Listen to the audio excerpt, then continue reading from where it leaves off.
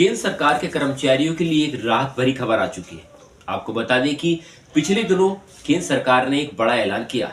उम्मीद लगाई जा रही है कि कर्मचारी को मिल रहा डीए में जल्द ही बढ़ोतरी होने वाली है। अगर जल्द ही 8वें वेतन आयोग लागू होता है तो कर्मचारियों का महंगाई भत्ता 53% से बढ़कर 59% हो जाएगा।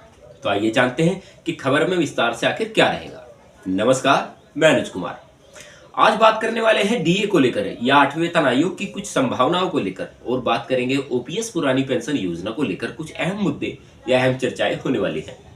साथियों, अगर आप चैनल पर पहली बार आए हैं तो चैनल को लाइक एंड सब्सक्राइब जरूर करें और वीडियो को अंत तक देखने का प्रयास करें, क्योंकि हमारा रोज ये एक अपडेट रहती है कि अब हम आपके लिए क्या नया लाने का प्रयास कर सकते हैं।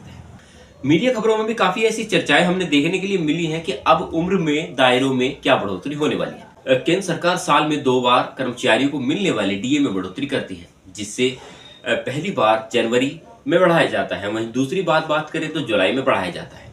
अब जनवरी का वक्त आने वाला है। वहीं अगर सरकार निर्धारित समय अवधि पर बढ़ोतरी नहीं करती तो इससे वेतन कर्मचारियों को एरियर के रूप में दिया जाता है। अब ऐसे में जनवरी महीने में कर्मचारियों के डीए में बढ़ोतरी की खबर सामने आ रही है। इस बढ़ोतरी से न सिर्फ कर्मचारी बल्कि पेंशन भोगियों को भी काफी लाभ मिलने वाला है।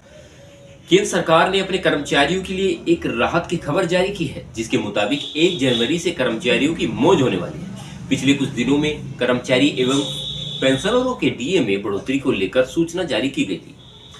प्राप्त जानकारी के मुताबिक केंद्र सरकार अपने कर्मचारी एवं पेंशनरों को दे रही महंगाई राहत डीआर में 1 जनवरी से बढ़ोतरी करने वाली है। इसके अलावा जो भी पेंशन भोगी 6वें वेतन आयोग के तहत पेंशन ले पाते हैं, उनके लिए भी साल 2025 एक महत्वपूर्ण बदलाव लेने वाला है।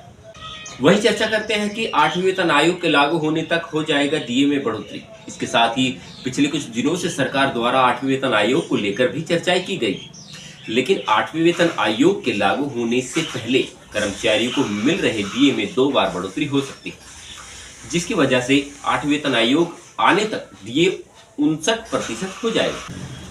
इससे सिक्योरिटी फोर्सेस को भी होगा लाभ। केंद्र सरकार के साथ काम करने वाली सिक्योरिटी फोर्सेस ने भी डीए में बढ़ोतरी का ऐलान किया गया है। सिक्योरिटी फोर्सेस के कर्मचारियों को भी जनवरी में डीए के अंदर बढ़ोतरी देखने को मिलने वाली है। सरकार ने भी इस बात को लेकर स्वीकृति प्रदान कर दी है। ऐसे में सिक्योरिटी फोर्सेस के कर्मचारियों के लिए साल 2025 की शुरुआत काफी बेहतरीन होने वाली है। इससे काफी सारे ऐसे लोग भी हैं जिनको इसका फायदा मिलने वाला है। प्राप्त हुई जानकारी के मुताबिक जो कर्मचारी आउटसोर्स अकुशल सफाई कर्मचारी के अंतर्गत आते हैं, उन्हें भी ऐसे सिक्योरिटी प्राइवेट लिमिटेड की कार्य अवधि नवीन निविदा स्वीकृति हो जाने के बाद डीए में बढ़ोतरी करने वाली है, जिसकी वजह से 28 फरवरी 2025 तक सरकार इस मुद्दे पर निर्णय दे सकती है।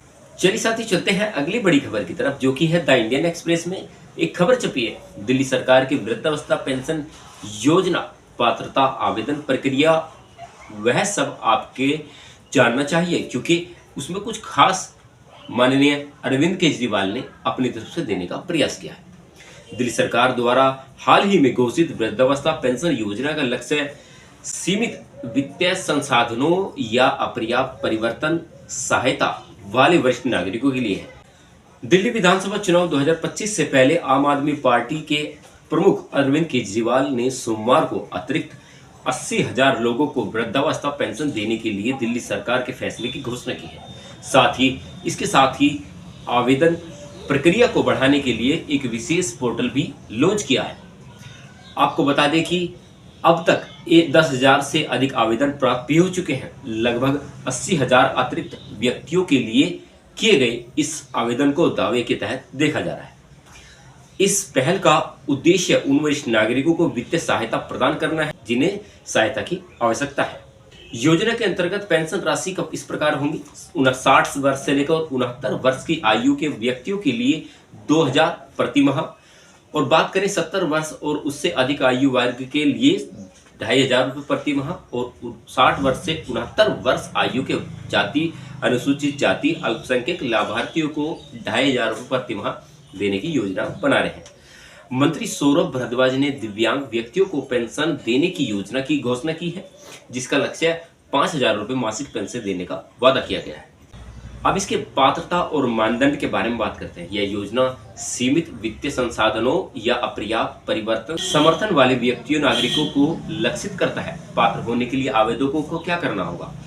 कम से कम 60 वर्ष की आयु हो, दिल्ली में कम से कम 5 वर्ष तक निवास किया हो, सभी स्रोतों से वार्षिक परिवार की जो आय है 1 लाख रुपए से कम होनी चाहिए, दिल्ली के एकल संचालन आधार से जुड़ा बैंक खाता हो, योग्य व्यक्ति ई डिजिटल पोर्टल के माध्यम से ऑनलाइन आवेदन कर सकते हैं या सहायता के लिए अपने स्थानीय जिला समाज कल्याण कार्यालय में जा सकते हैं।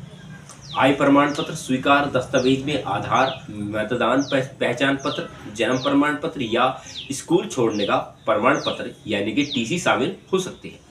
निवास प्रमाण पत्र, राशन कार्ड, बिजली का बिल या बैंक पासबुक जैसे दस्तावेज जो दिल्ली में 5 वर्ष के लिए निवास का प्रमाण देते हो। बैंक विवरण, आधार से जुड़ी एकल रूप से संचालित बैंक खाते से संबंधित जानकारी हो।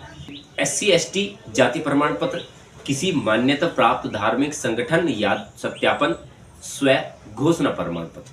आय घोषणा आवेदक का आमतौर पर 45 दिन की समय सीमा के भीतर कार्रवाई की जाती है। तदनुसार अगले महीने से पेंशन भुगतान शुरू हो जाएगा। मेरे मानने से जो आज की मेन अपडेट थी, दोनों अपडेट मैंने आपको बताने का प्रयास किया।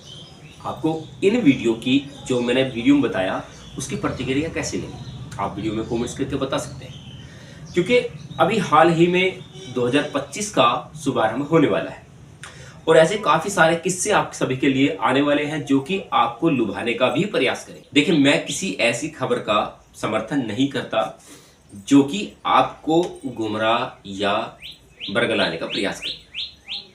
अब राजनीति का सफर है, उसमें क्या बयान आता है, क्या बयान नहीं आता। हम घोषणा कुछ और करते हैं लेकिन लागू कुछ और करते हैं। आपने हाल ही में देख भी लिया होगा। लेकिन हमारा मकसद हमेशा से यही रहा है कि आपको जितनी भी जानकारियां हम जुटा कर दे सकें उतनी जानकारियां देने का प्रयास करते हैं। अब माननीय अरविंद केजरीवाल जी ने जो निर्णय लिया है उस पर वो कहां तक खरे उतरते हैं ये तो आने वाला वक्त ही बताएगा। लेकिन अगर ये स्कीम लागू होती है तो कहीं ना कहीं क्षेत्रवासियों को, सभी क्षेत्रवासियों को, दिल्ली क्षेत्रवासियों को कहीं ना कहीं लाभ होने वाला है। ये बात आप मान लीजिए। अब साथियों, ऐसे ही खबरें विशेषकर हम रोज लाने का प्रयास करते हैं और ये संभावना करते हैं कि आपके लिए क्या बेनिफिट वाला हो सकता है, क्या बेनिफिट वाला नहीं हो सकता। उसका पहले विश्लेषण करते हैं, तब जाकर आपको कोई बात बताने का प्रयास करते हैं। अब आप एक बात मान लीजिए कि लगातार हमने भी वे सारे किस्से उठाए हैं जिससे कि कर्मचारियों को कहीं ना कहीं बेनिफिट साबित हो और ऐसे ही कंटेंट हमेशा बनता रहे। आपसे मुझे विश्वास है कि आप चैनल जरूर सब्सक्राइब करेंगे और ज़्यादा से ज़्यादा वीडियो को शेयर करें। तब तक के लिए नमस्कार, अपना ख्याल रखें। मिलते रहेंगे आपसे ऐसे ही नॉलेजेबल और विश्लेषण मुद्दों के साथ।